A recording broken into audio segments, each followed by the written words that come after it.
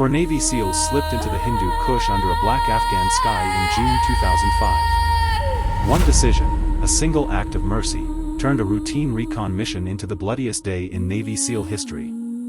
They chose not to pull the trigger on 3 unarmed goat herders, and within hours they were surrounded by 50-to-1 odds, fighting for their lives with the mountain screaming back at them in silence. This is the story the book and the movie never told you. This is what really happened when Brotherhood refused to break. Tonight we're going deep inside classified files that stayed sealed for years.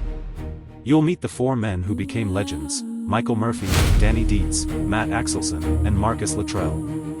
You'll walk the same razorback ridge they fought down. You'll hear the real radio calls, the numbers the Pentagon tried to bury, and the twist that still divides the special operations community. By the end you'll know exactly why 3 of them never came home, and why the one who did still wakes up screaming. Stay with me. This one hurts. June 27, 2005. Sotelo Sar Mountain, Kunar Province, 10,000 feet of granite hell. The target, Ahmad Shah, a Taliban warlord whose militia had already killed dozens of Marines in the valley below. The team, Lieutenant Michael Murphy, 29, the calm, chess-playing leader from New York. Petty Officer Danny Dietz, the comms wizard who could fix anything with duct tape and prayer. Petty Officer Matt Axelson, the quiet sniper who never missed. And Hospital Corpsman Marcus Luttrell, the big Texan built like a linebacker. They fast roped in from an MH-47 under total blackout. Mission: get eyes on Shah's compound, call in the Marines, and get out before sunrise. Simple on paper. Impossible in those mountains. Radio waves bounced off rock like they were hitting steel. And then, 3 goat herders stepped out of the mist, 2 men, 1 teenage boy, staring straight at 4 camouflaged killers with suppressed M4s pointed at their chests. The rules of engagement were crystal clear: non-combatants walk. But every man on that ridge knew one phone call, one whisper to the Taliban, would end them. They did what SEALs are trained never to do in hostile territory. They voted. And they let the herders go. Within 90 minutes the mountains came alive. First it was distant voices. Then the clack of AK-47s chambering rounds.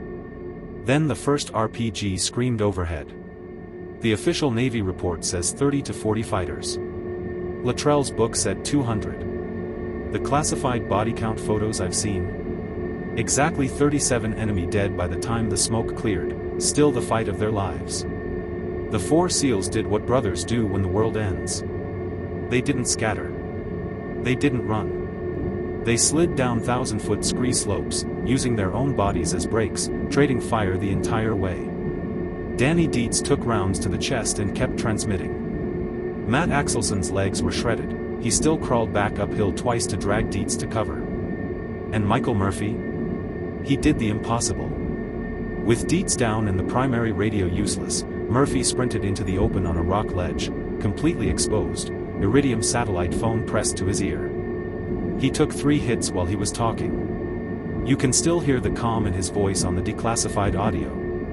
This is Operation Red Wings, we need immediate QRF, we are taking heavy fire. He stayed on that phone until the coordinates were locked. Then he stood up one last time and kept shooting until the mountain took him. Luttrell was thrown 80 feet by an RPG blast. Shattered femur. Broken back. Shrapnel in his lungs. He crawled for 7 straight hours, drinking his own blood to stay conscious, whispering the names of his dead brothers so he wouldn't forget why he had to live.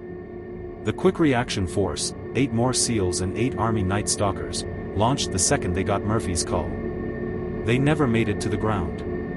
1 RPG ended 16 more lives in a fireball that lit up the entire valley. The worst single-day loss for naval special warfare since the teams were created. Picture this.